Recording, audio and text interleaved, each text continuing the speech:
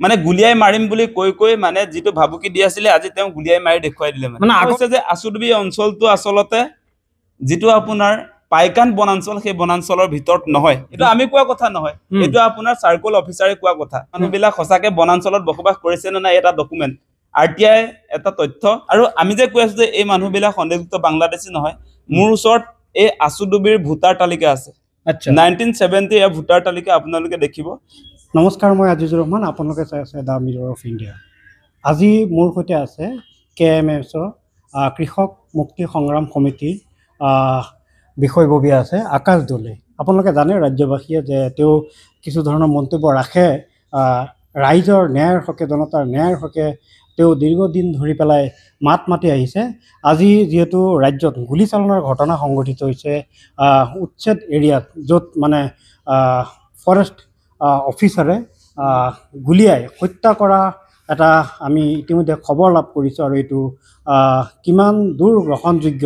আকাশ দলেৰ মুখেৰে আমি শুনিম আৰু ৰাজ্যত সামগ্ৰিক পৰিৱেশ যি পৰিৱেশ চলি আছে উচ্ছেদৰ নামত ন্যায়ালয়ৰ যি ৰায় আছিলে উচ্ছেদৰ নামত যি ন্যায়ালয়ৰ যি গাইডলাইন আছিলে সেই গাইডলাইন চৰকাৰে বা এই শাসক পক্ষই মানিছেনে নাই সেয়াও আকাশ দলেৰ মুখেৰে আমি শুনিম আৰু যি ইতিমধ্যে আন্দোলন হৈছে যে খেদ ঐ খেদ মিয়া খেদ এনেধৰণৰ আন্দোলনো আমি অসমত দেখা পাইছোঁ গতিকে এনেধৰণৰ শ্লোগান কিমান দূৰ গ্ৰহণযোগ্য সেয়া আকাশ দলেৰ মুখেৰে আজি ৰাজ্যবাসীয়ে শুনিবলৈ পাব প্ৰথমে আপোনাক শুভেচ্ছা জনাইছোঁ দ্য মিৰৰ অফ ইণ্ডিয়াত গতিকে আজি যি গুলীচালনাৰ ঘটনাৰ পৰা আমি আৰম্ভ কৰোঁ যে এই সন্দৰ্ভত এই যে পৰিৱেশ ৰাতিপুৱাৰ ভাগতে আমি এটা খবৰ শুনিছোঁ যে গুলীয়াই হত্যা কৰা হৈছে যে তিৰপাল পাৰি মানে উচ্ছেদিত পৰিয়ালে আশ্ৰয় লৈছিলে তাতে এনেধৰণৰ ঘটনা সংঘটিত হৈছে মানে আপোনালোকে নিশ্চয় দেখা পাইছে যে প্ৰথমতে সন্দেহযুক্ত বাংলাদেশী সজাই ভাৰতীয় নাগৰিকৰ ওপৰত যেটো অত্যাচাৰ চলালে সেইটো অত্যন্ত দুৰ্ভাগ্যজনক আৰু যোৱা 12-13 জুলাই তাৰিখে উচ্ছেদ হৈছিল উচ্ছেদ হোৱাৰ পাছত সেই মানুহখিনি আসলতে তাতে তিৰপাল তৰি বসবাস কৰি আছিল তেওঁলোকৰ পুনৰ সংস্থাপনৰ ব্যৱস্থা চৰকাৰৰ ফালৰ পৰা কৰাৰ হোৱা নাই গতিকে তেওঁলোকৰ ঘৰ ভাঙি যোৱাৰ পাছত তেওঁলোকৰ বিকল্প স্থান নথকাৰ কাৰণে আসলতে সেই অঞ্চলত পাইকানৰ যি আহুডুবি আছে আচুডুবি বুলি কোৱা হৈছে আচুডুবি অঞ্চলত তেওঁলোকে বসবাস কৰি আছিল আৰু আজি ৰাতিপুৱা আমি পোৱা খবৰ অনুসৰি আসলতে ৰাতিপুৱা 8 মান বজাত তাতে পাইকানৰ পৰা যেটো মূল ৰাস্তা গৈছিল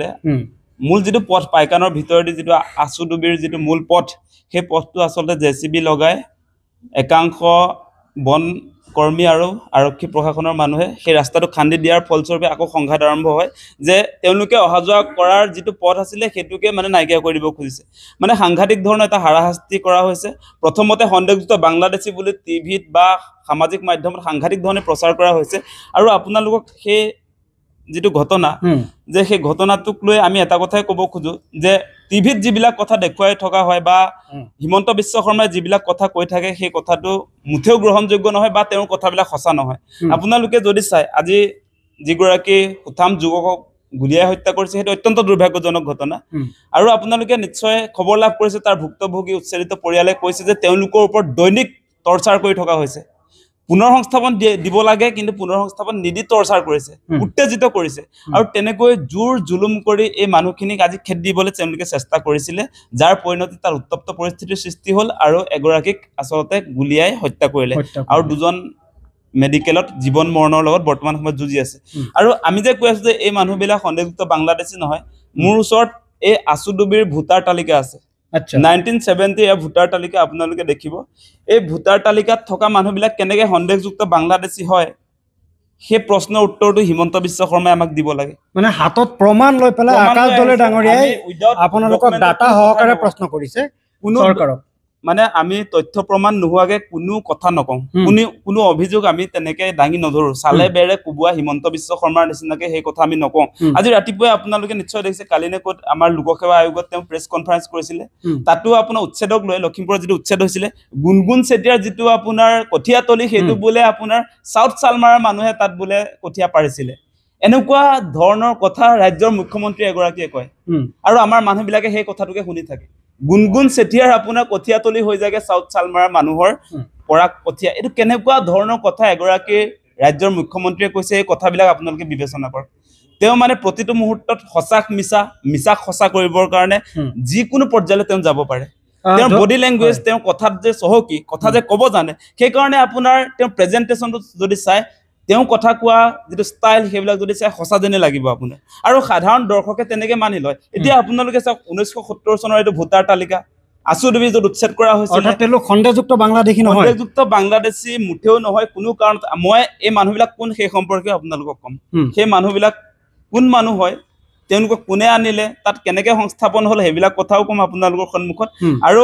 সেই যে আসুদবি অঞ্চল য'ত উচ্ছেদ কৰা হৈছে সন্দেহযুক্ত বাংলাদেশী সজাই তাত গছ ৰোপণ কৰিম বুলি কৈছে পাইকান যিটো আপোনাৰ বনাঞ্চল গতিকে সেই যিবিলাক মানুহ উচ্ছেদ কৰা হৈছে সেই মানুহবিলাক সঁচাকে বনাঞ্চলত বসবাস কৰিছে নে নাই এটা ডকুমেণ্ট RTI এটা তথ্য 2024 চনৰ এই 24 চনৰ 20 নৱেম্বৰ তাৰিখে আপোনাৰ এই RTI যেটো তথ্য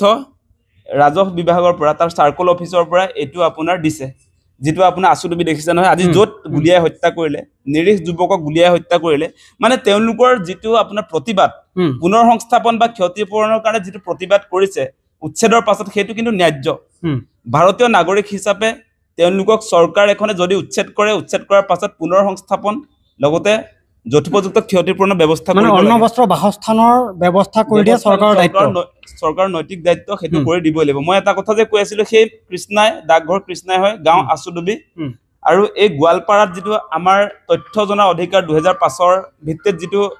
মানে আপোনাৰ তথ্য বিচৰা হৈছিল তাত কোৱা হৈছে যে আসুদবি অঞ্চলটো আসলতে যেটো আপোনাৰ পাইকান বনাঞ্চল সেই বনাঞ্চলৰ ভিতৰত নহয়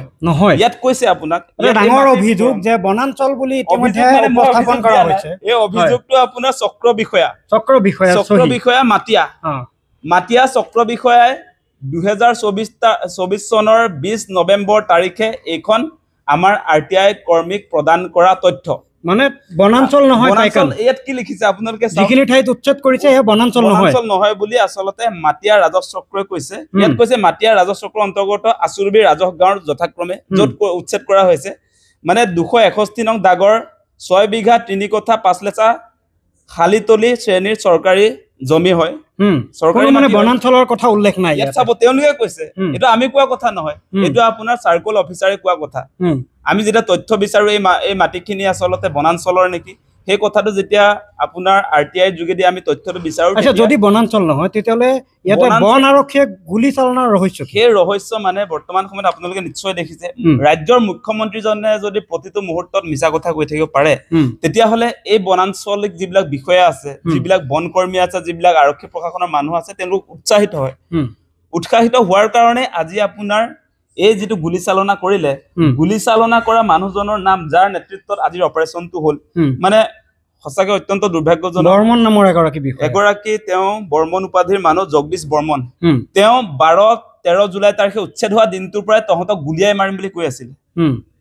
মানে গুলিয়াই মাৰিম বুলি কৈ মানে যেটো ভাবুকি দি আছিল আজি তেওঁ গুলিয়াই মাৰি দেখুৱাই দিলে মানে আগৰ পৰাই তেওঁ ভাবুকি দি আহিছিল আগৰ পৰাই আপোনাৰ তেওঁ ভাবুকি দি আছিল তাৰ ভুক্তভোগী উচ্ছেদিত মানুহে সেই খবৰ আমাক দিছে তেওঁলোকে আজি সামাজিক মাধ্যম আৰু আপন টেলিভিছন মাধ্যমত তেওঁলোকৰ প্ৰতিক্ৰিয়া প্ৰকাশ কৰিছে তেওঁলোকক ভাবুকি দি আছিল 12-13 তাৰিখৰ পৰা তেওঁলোকক আসলে ভাবুকি দি আছিল তহঁতক গুলিয়াই মাৰিমেই আজি তেওঁ আসলতে হিমন্ত বিশ্ব শৰ্মাই কালি যেনেকৈ মিছা কথাটো কৈ দিলে তাৰ পাছতে উৎসাহিত হ'ল মানে সেইটোৱে ৰাজ্যৰ মুখ্যমন্ত্ৰী জনৰ কথা বতৰাই প্ৰভাৱ পেলায় তেওঁৰ আপোনাৰ গৃহ বিভাগৰ মানুহবিলাকক আৰক্ষী প্ৰশাসনৰ মানুহবিলাকক বা বন বিভাগৰ মানুহবিলাকক প্ৰভাৱ পেলায় ৰাজ্যৰ মুখ্যমন্ত্ৰী নহয় জানো তেখেত গতিকে তেওঁ কথা বতৰা কোৱাৰ সময়ত সংবিধানৰ শপত খোৱা ৰাজ্যৰ মুখ্যমন্ত্ৰী গৰাকী মানে সংবেদনশীল হোৱা উচিত কিন্তু তেওঁৰ কথা বতৰাত আজি আপোনাৰ এনেকৈ আইন হাতত তুলি লৈছে এটো অত্যন্ত দুৰ্ভাগ্যজনক গতিকে এই যেটো ঘটনা ঘটিলে আজি যি ধৰণৰ হত্যাকাণ্ড তাত চলিলে সেই হত্যাকাণ্ডৰ আসলতে আমি জুডিশিয়াল এটা এনকুৱাৰী বিচাৰিছো ন্যায়িক এটা তদন্ত হ'ব লাগে আৰু চৰকাৰে নিজাববীয়া গোচৰ কৰিব লাগে চৰকাৰে নিজাববীয়া নহয় চৰকাৰে আসলে মুখ্যমন্ত্ৰীয়ে ন্যায়িক তদন্ত দিব লাগে আমাৰ দাবীটো হৈছে মুখ্যমন্ত্ৰীৰ প্ৰতি আমাৰ বিশ্বাসটো নাই গতিকে তেওঁৰ তলত আপোনাৰ আৰক্ষীৰ লোকসকল আছে তেওঁ গৃহমন্ত্ৰীও গতিকে তেওঁ যদি এনকুৱাৰী কৰে সেইটোত আসলতে আসল কথাটো কেতিয়াও নাহে ৰাইজৰ সন্মুখত গতিকে আমি জুডিশিয়াল এনকুৱাৰী বিচাৰিছো সেইকাৰণে কৈছো যে এই যে মানুহবিলাকক এনেকৈ অত্যাচাৰ কৰা হৈছে মই ইতিমধ্যে আপোনালোকক কৈছো মই ইয়াতে আধা থাকিয়ে গ'ল ইয়াত আকৌ পত্তা মাটিও আছে আপোনালোকক ইয়াত আছে মই এই কথাটো থাকি যোৱাৰ কাৰণে কৈ দিছো আপোনাক 222 নং দাগৰ 1 বিঘা 2 কঠা 10 লেচা 34 নং ম্যাদী পত্ৰৰ অন্তৰ্ভুক্ত খালিতলি শ্ৰেণীৰ ভূমি হয় এটো ক'ত আছে আজি য'ত আপোনাৰ তাতে সন্দেহযুক্ত বাংলাদেশী সজাই পাইকান বনাঞ্চল দখল কৰাৰ অভিযোগত আছুদবিজত উচ্ছেদ কৰা হ'ল আৰু য'ত গুলীয়াই হত্যা কৰা হ'ল তাৰে কথা বতৰা ইয়াত কি ক'লে 222 নং দাগৰ 1 বিঘা 2 কঠা 10 লেচা 34 নং ম্যাদী পত্ৰৰ অন্তৰ্ভুক্ত শক্তিশালী খালিতলি শ্ৰেণীৰ জমি হয় গতিকে ইয়াততো কোনো আপোনাৰ পাইকান বনাঞ্চলৰ ভিতৰৰ বুলি কোৱা নাই আছুডুবি যিটো অঞ্চলত আজি গুলীচালনা হৈছে গতিকে এই কথা বতৰাবিলাক আজি একাংশ মানুহে বা হিমন্ত বিশ্ব শৰ্মাৰ তেওঁৰতো বহুতে সমৰ্থন জনাই আছে আজি বহুত জাতীয় জনগোষ্ঠীয় সংগঠনৰ মানুহে কথা বতৰাবিলাক নজনাকে সেই ভাৰতীয় মানুহবিলাক সংখ্যালঘু মানে আমাৰ শত্ৰু বুলি যি ধৰণে তেওঁ এষ্টাব্লিছ কৰিছে সেইটোতে আমাৰ জাতীয় জনগোষ্ঠীয় সংগঠনৰ একাংশ মানুহ উতিবাহী গৈছে গতিকে সেইটো দুৰ্ভাগ্যজনক কথা সেইটো অসমৰ ভৱিষ্যতৰ কাৰণে এটা অখনি সংকেত